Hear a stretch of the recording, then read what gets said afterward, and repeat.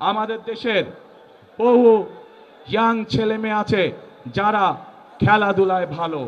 আমরা সারা বাংলাদেশ থেকে যারা খেলাধুলায় ভালো, শুধু পড়ালেখা না, পড়ালেখার পাশাপাশি যারা খেলাধুলায় ভালো, এইরকম প্রতিভাবান যারা আছে তাদেরকে নিয়ে এসে আমরা ট্রেনিং দিতে চাই, যাতে করে তারা খেলোয়াড় হিসাবেও নিজেদেরকে তৈরি করতে পারে। প্রিয় ভাই বোনেরা, চিকিৎসা ব্যবস্থার কথা আপনাদের সামনে আমি তুলে ধরেছি, কৃষকের কথা আমি তুলে ধরেছি, মা বোনদের কথা আমি আপনাদের সামনে তুলে ধরেছি। আমি তরুণ যুবক সমাজের যারা কর্মহীন আছেন কি করে তাদের কর্মের ব্যবস্থা করা যায় সেই বিষয়ে আমরা তুলে ধরেছি। কেন এই পরিকল্পনাগুলো গ্রহণ করেছি আমরা? এই পরিকল্পনাগুলো আমরা গ্রহণ করেছি কারণ আমাদের লক্ষ্য, আমাদের উদ্দেশ্য হচ্ছে জনগণ, এবং জনগণের ভাগ্য যদি পরিবর্তন করতে পারি, আমরা জনগণের ভাগ্য পরিবর্তন করতে পারি, তাহলেই এই দেশকে সামনের দিকে নিয়ে যেতে হবে। প্রিয় ভাই বোনেরা, ওই গুপ্ত সংগঠনের নেতা যেমন বলেছে 12 তারিখ পর্যন্ত জনগণের পা ধরতে, আমরা তার উল্টাটা বলি।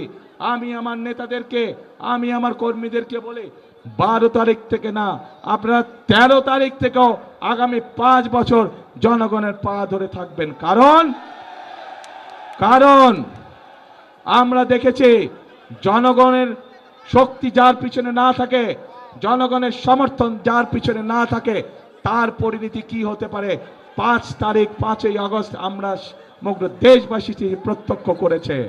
প্রিয় ভাই বোনেরা, আমরা যারা বিএনপি করে, আমরা যারা শহীদ রাষ্ট্রপতি জিয়াউর রহমানের আদর্শে বিশ্বাসী, আমরা যারা দেশের খালেদা জিয়ার আদর্শে বিশ্বাসী, আমাদের কথা একটাই, কাজ একটাই, আমরা বিশ্বাস করে জনগণই সকল ক্ষমতার উৎস। এবং সেই জন্যই আমরা যে সকল পরিকল্পনা গ্রহণ করে, সেগুলো গ্রহণ করে জনগণের জীবনযাত্রা কিভাবে ভালো করা যায়, আমরা সেজন্যই সেই সকল পরিকল্পনা গ্রহণ করি যার মাধ্যমে জনগণের ভাগ্য পরিবর্তিত হতে পারে। আমরা সেই সকল পরিকল্পনাই গ্রহণ করি যার মাধ্যমে জনগণের ভাগ্য, একই সাথে দেশের ভাগ্যের পরিবর্তন করা যায়। প্রিয় ভাই বোনেরা, বক্তব্যের শুরুতেই বলেছে যে এই যে আমাদের এখানে স্টেজের সামনে, মঞ্চের সামনে কতগুলো পরিবার বসে আছে যারা তাদের স্বজনদেরকে হারিয়েছে। যেই অধিকার আপনারা 12 তারিখে প্রয়োগ করতে যাচ্ছেন, সেই অধিকারকে প্রতিষ্ঠিত করার জন্য এই মানুষগুলো স্বজনরা অকাতরে নিজেদের জীবন বিলিয়ে দিয়েছে।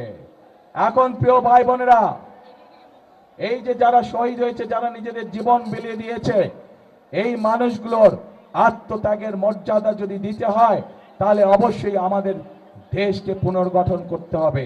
তাহলে অবশ্যই আমাদেরকে গণতন্ত্রের ভিত্তিকে মজবুত করতে হবে, এবং গণতন্ত্রের ভিত্তিকে যদি মজবুত করতে হয়, তাহলে প্রিয় ভাই বোনেরা, জনগণের সমর্থন ছাড়া সেটি করা সম্ভব নয়, জনগণের অংশগ্রহণ ছাড়া সেটি করা সম্ভব নয়।